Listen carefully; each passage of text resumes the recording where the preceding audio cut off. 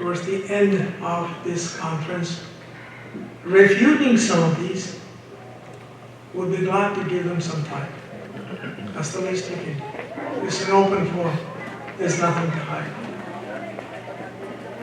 And now, it's my privilege to move a resolution which I had passed on to you in writing on the 22nd of February. Simple one. It says, this conference, by voice vote, endorses Resolution 51926. And I quote in here, it affirms Seattle as a welcoming city, expressing the Seattle City Council's solidarity with Seattle's South Asian community, regardless of religion and caste, and opposing India's National Register of Citizens and Citizenship Amendment Act. Those in favor by voice vote, please say yes. Yes. Yes. Yes. Those opposed to it, please say no. The resolution is carried. Once again, I repeat, there are always two sides to a coin. And if anyone would like to refute what is being said in here, you're most welcome. Towards the end of the day, Dr. Rajab Ali will be chairing the session to stand up and let us know the other side of the coin, if you will. We'll be glad to do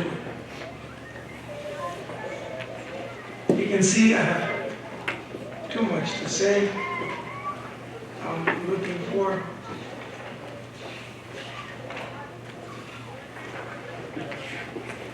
our next speaker. Salam, when do you have to go home?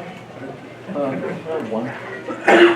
Would you like to speak now or talk? No, I want to hear the other interface speakers. Okay. Our next speaker is Mr. Peter Friedrich. Mr. Peter Friedrich is an author, an activist who specializes in the analysis of South Asian affairs. His writings have appeared in the Caravan, the Quint, the Wire, and other publications. He is the co-author of Captivating the Simple-Hearted, a struggle for human dignity in the Indian subcontinent. He is a native of California, and that's something not many of us can say.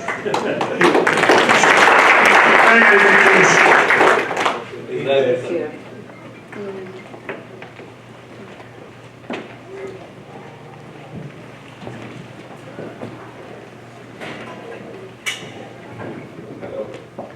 Last month, a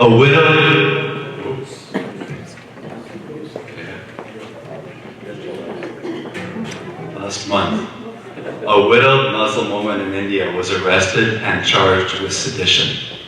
That is, with inciting an insurrection. Here's the background.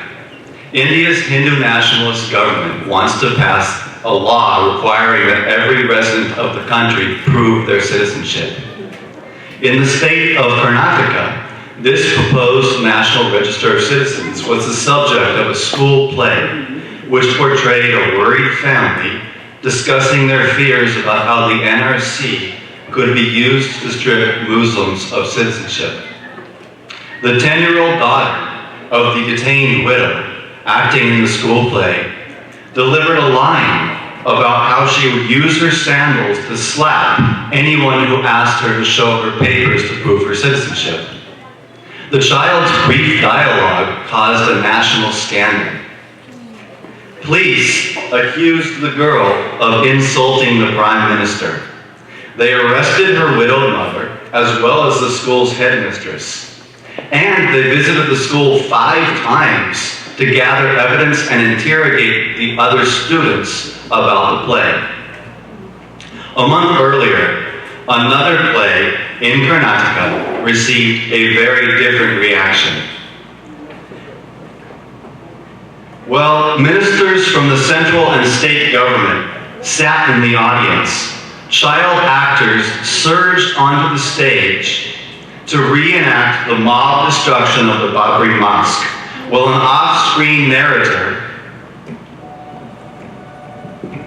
praised them for demolishing the structure with anything they could get their hands on.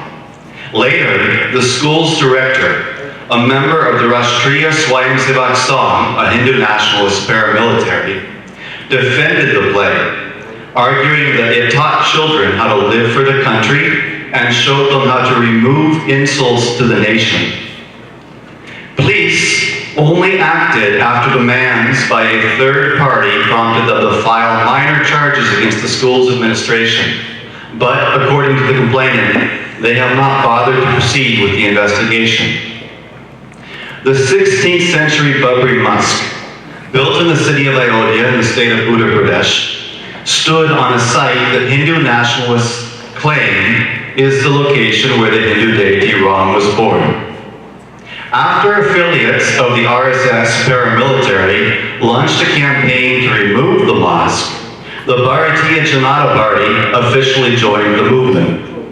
While the president of the BJP toured the country to promote the campaign, an RSS worker named Narendra Modi worked behind the scenes, pulling the strings as he took responsibility for logistics, crowd mobilization, and other arrangements.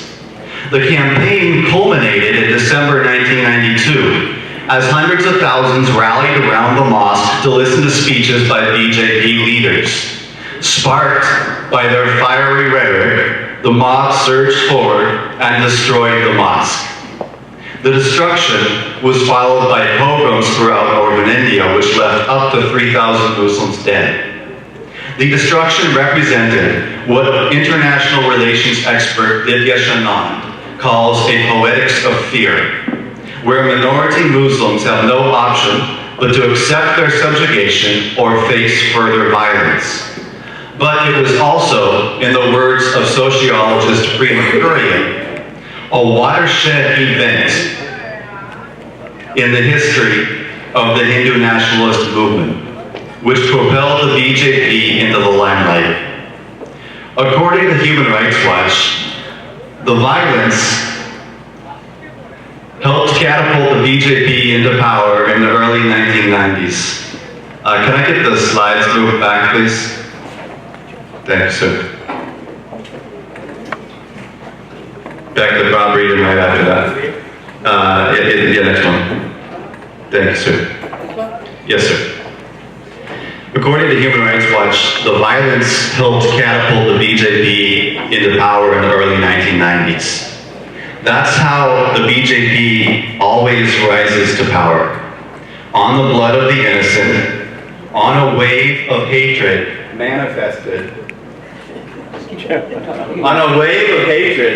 manifested in vicious atrocities that are always met with impunity, and in which the perpetrators are invariably punished with promotion to ever higher positions of power. Next slide, please. Back, please. Perfect. The BJP still held national power in 2002 when Modi was elected as chief minister in the state of Gujarat. 3 days later, the state was the site of India's first and worst pogrom of the 21st century. Commanded by BJP politicians and RSS leaders, and joined by the police, mobs ran rampage across Gujarat for 3 days, slaughtering Muslim men, women, and children, raping them, dismembering them, burning them alive. Leaders of the pogrom later bragged that Modi sanctioned their violence, ordered police to allow the massacre, and told the killers that they could have free rein to do whatever they wanted for 3 days. At the end of those 3 days, 2,000 or more lay dead. That's how Modi earned the nickname, the Butcher of Gujarat. Modi was complicit, but he was never charged. A state minister from his own party blew the whistle, and then he was assassinated. A senior police officer also blew the whistle, and then he was fired and later arrested on trumped-up charges. Modi was banned from coming to the US and the UK, but then he became Prime Minister of India and is now greeted with open arms. Since Modi rose to power as the Butcher of Gujarat, it was no secret how he would govern India. Nor should it be any surprise that his administration is now marked by extreme violence. Nor should we be shocked that India is on the brink of genocide. The only surprising thing is that it hasn't happened yet. Every major action the BJP has taken over the past year has brought India exponentially closer to the edge of catastrophic violence. In 2019, Modi's regime scrapped the constitutional article that had granted the Muslim-majority state of Jammu and Kashmir semi-autonomous status for over 70 years.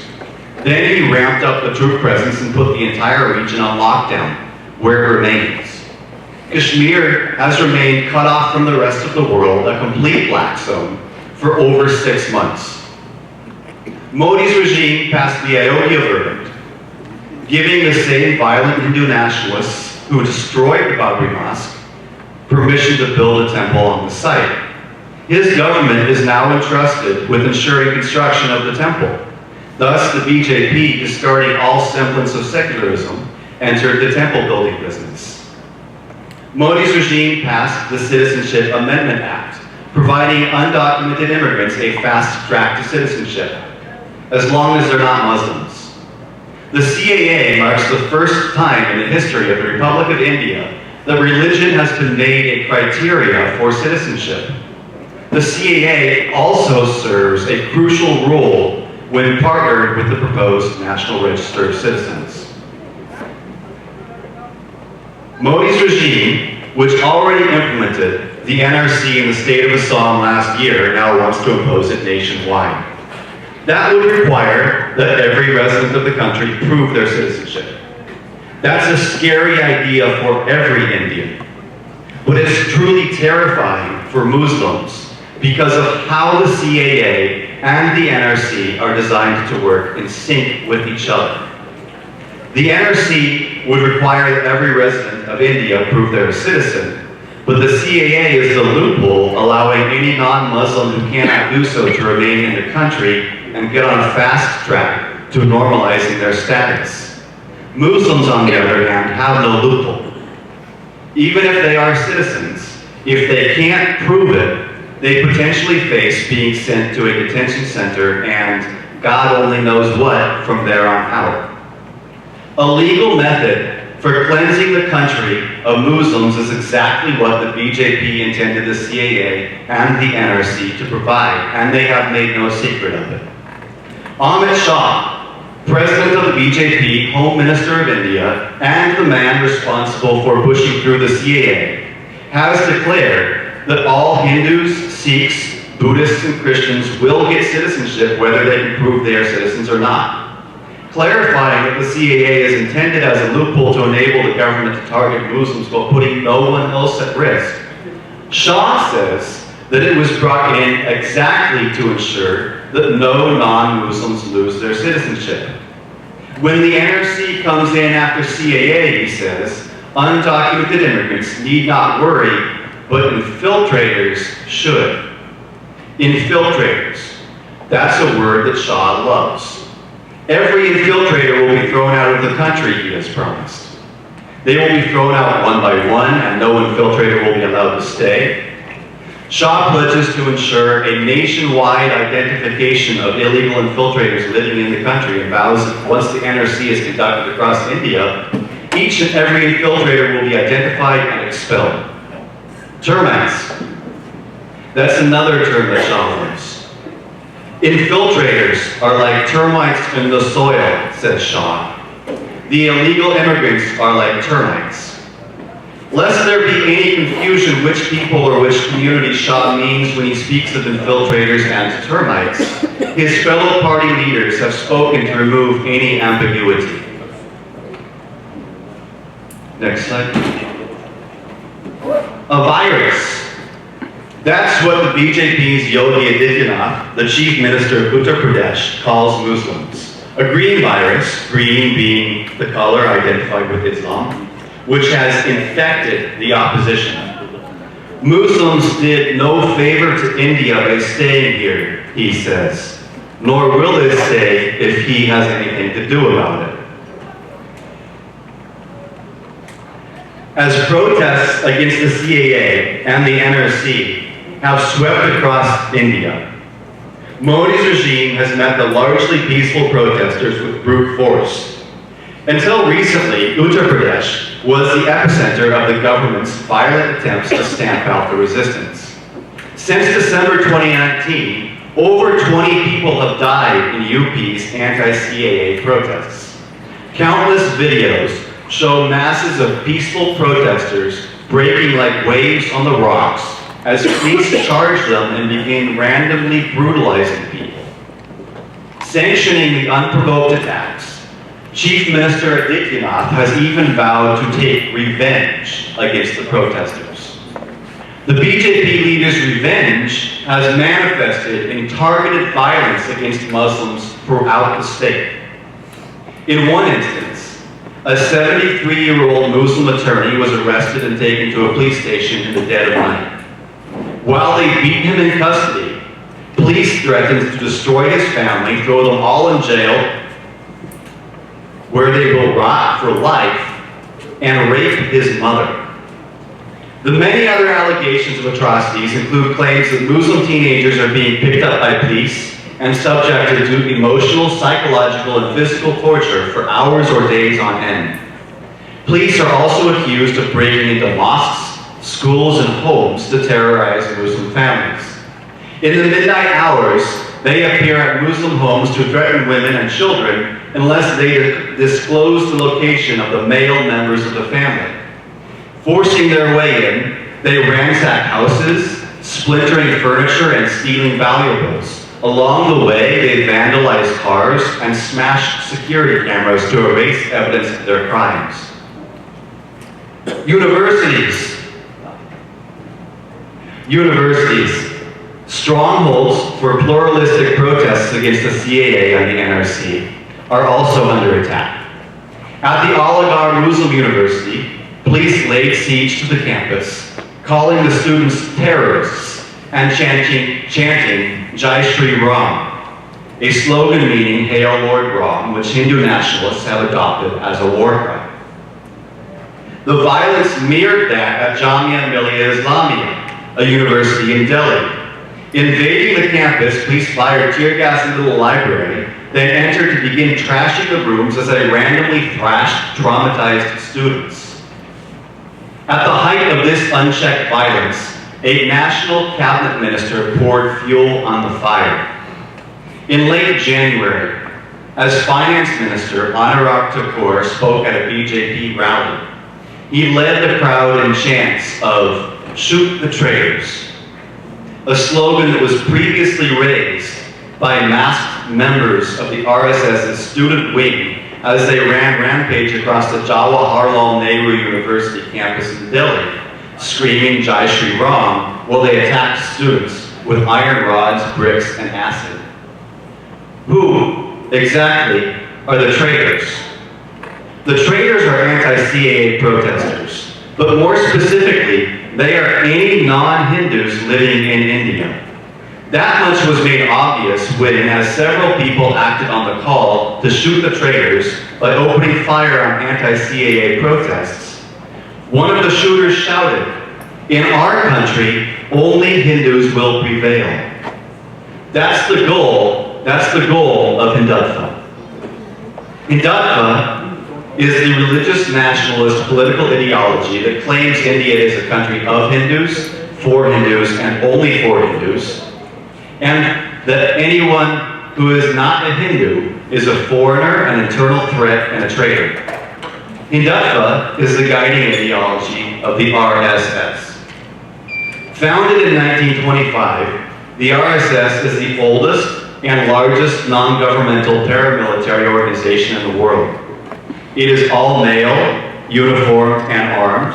It developed in parallel with European fascist movements like those of Mussolini's Italy and Hitler's Germany. It took ideological inspiration from, and even engaged in direct contact with, Europe's fascists, and it is responsible for at least a dozen pogroms since India achieved independence in 1947. In 1925, Hitler published Mein Kampf and founded the Schutzstaffel, or SS, the organization responsible for the Holocaust. Meanwhile, in India, Hindu nationalists founded the RSS. The RSS's founders claimed that we are Indians because we are Hindus, and that Indian patriotism is synonymous with Hindu patriotism. They insisted that the subcontinent should actually be called Hindustan because it is a nation of Hindu people, just like a Germany of Germans. Looking to Western fascists for inspiration, the man who mentored the first supreme leader of the RSS traveled to Italy to meet Mussolini. Upon meeting the Italian dictator, he praised the idea of fascism for bringing out the conception of unity amongst people. Applauding the fascist youth organizations of both Italy and Germany, he called them necessary and eminently suited for introduction in India, insisted that Hindu nationalists should imitate them, and declared that our institution of the RSS is of this kind. Meanwhile, the Nazis came to power in Germany, Hitler was made dictator, and the first concentration camp was constructed. Soon they began laying the groundwork for the Holocaust as they passed the Nuremberg laws and then staged the first pogrom against the Jews. While Kristallnacht left 100 Jews dead as tens of thousands more were deported to concentration camps, the RSS's ideologues argued that their concept of a Hindu nation was justified by the dominance of the racial majority in Nazi Germany. The ideologues warned that Indian Muslims may have to play the part of German Jews, even as the RSS's founders complained that Muslims are making themselves a nuisance, claimed that we shall have to fight them, and suggested that for that purpose, the RSS may be useful and handy. While the Nazis sparked the Second World War with the invasion of Poland, the second and longest-serving supreme leader of the RSS published his manifesto as the first systematic statement of the RSS's ideology. Today, Golvarkar is revered as the guru of the RSS. In 1939, the year that he published his manifesto, he was already second in command of the paramilitary. A year later, he became chief of the RSS, a post that he held until his death in 1973. In Hindustan, the land of the Hindus lives and should live the Hindu nation, he wrote. Only the Hindu has been living here as the child of this soil. He was convinced that Hindus were not a religious community, but a racial group, a Hindu race that possessed the right to dominate India. He believed that European fascism had demonstrated the right to define nationality by race, and proved how every race possesses the right of excommunicating from its nationality all those who have turned traitors by holding aspirations different from those of the national race. Different aspirations meant simply not being a Hindu. He accused converts away from Hinduism of changing their national identity and betraying the spirit of love and devotion to the nation. He declared that the only nationalist patriots are those who glorify the Hindu race and nation, and that all others in the country are traitors who have joined the camp of the enemy and left their mother nation in the lurch. He described non-Hindus like Christians and Muslims as internal threats and members of foreign races who were infected by a foreign mental complexion and had failed to merge in the common stream of our national life and therefore must be stripped of citizens' rights. And he praised Nazi Germany for protecting its racial and cultural purity by purging the country of the Semitic races the Jews. Calling it race pride manifested at its highest, he pointed to the Purge as an example of how different races and cultures cannot be assimilated into one united whole. And he called it a good lesson for us to learn and profit by. That's the ideology of the RSS. The fascist paramilitary, whose 6 million or more members include Prime Minister Narendra Modi, Home Minister Amit Shah, and 75% of India's cabinet ministers. That's the ideology which motivates BJP leaders to shout, "Shoot the traitors," as people pack the streets of India to protest efforts to turn the country into a religious apartheid state. That's the ideology which has set Delhi on fire over the last week. Delhi has been burning since the 23rd of February, when a BJP leader instigated mobs to take to the streets to disperse the peaceful anti-CAA demonstrators who have spent over 2 months occupying public spaces all around the city in continuous 24/7 sit-in protests. Now, blood flows in the streets of Delhi as the city is swallowed up by violence. Muslims are being systematically hunted down, dragged from their homes, beaten black and blue to be left lying in the gutter, even publicly tortured by police as they are forced to sing the national anthem. Mosques are burning as thugs climb their minarets to raise the saffron flag of the RSS. More than 40 people lie dead from the worst communal violence in the country's capital since the 1984 Sikh genocide. Their killers are proudly raising the same slogan we heard during the 2002 Gujarat pogrom. The police are with us. What happened in Delhi was a pogrom, says journalist Mira Kamdar. Mobs targeting a single religious group were allowed to run riot unchecked by police. That is the definition of a pogrom. No longer is Modi merely the butcher of Gujarat. Under the reign of his RSS regime, he has become the butcher of India. India is descending into a night of dread and despair, says Indian political scientist Pratap Bhanu Mehta. The ongoing riots in Delhi are not a tactical aberration, lapse of attention. They have been in the making for a while and represent a future that our ruling classes, with our aid and support, have imagined for us. The idea is to carpet bomb the Indian Republic as we know it and replace it with a regime that thrives on cruelty, fear, division, and violence. Fascism is not rising in India, it has risen. And the threat of genocide looms large. Here in America, sitting literally on the other side of the world, we face a choice. Will we just watch and wait for the next pogrom, the next genocide warning, for the next community to be othered, targeted, and systematically exterminated? Will we just watch and wait for the Indian version of Schindler's List to hit the silver screen so that we can take a couple of hours on Saturday evening to munch popcorn as we shed crocodile tears and wring our hands and ask, how could this have happened? Will we imitate the Americans of the 1930s and remain mute spectators while the fascists abroad use our soil in America to spread their doctrines of hate, violence, and supremacy? That is exactly what is happening today. Modi's regime is drawing moral and material assistance from a support base in the USA.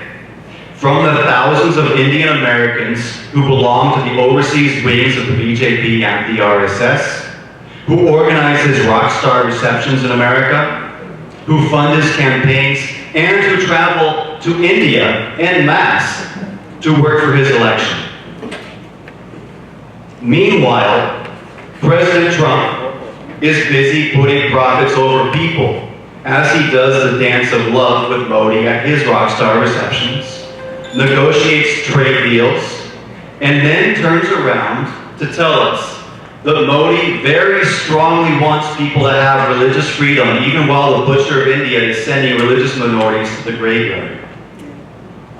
Decades from now, will we look back and shake our heads over the travesty and the tragedy that the USA supported yet another brutal dictator, just as it did with the Shah of Iran, Pinochet in Chile, Suharto in Indonesia, Saddam Hussein in Iraq, the Khmer Rouge in Cambodia, and countless other authoritarian regimes around the world? Or will we be silent no longer as we stand against the current of the times to lift up our lamps and provide a flicker of hope that liberty, peace, and prosperity can touch the shores of every nation of the world? America is unique for at least two reasons. We have a culture of liberty. Though imperfectly practiced and inconsistently protected, our enumerated rights are correctly understood as inalienable, meaning they are absolute, non-negotiable, and cannot be taken away. Flowing from our Creator, our rights exist not by some whim of the government, but by virtue of our very own existence. We are also a land of refugees. The sole purpose of America's existence is to provide the tired, the poor, the wretched, the homeless, the huddled masses yearning to be free, with refuge. From the day that the Mayflower first landed at Plymouth Rock, all the way to the present day, every resident of America ended up here as a refugee in some way or another. Whether they arrived in search of freedom from religious, economic, social, or political persecution, every American in America is here because it is the land of opportunity. The opportunity to be free. But our freedom doesn't exist so that we can grow rich and fat and arrogant. Our rights are accompanied by a single sacred duty. The duty to speak out against tyranny and show all other nations of the world that they too can be free.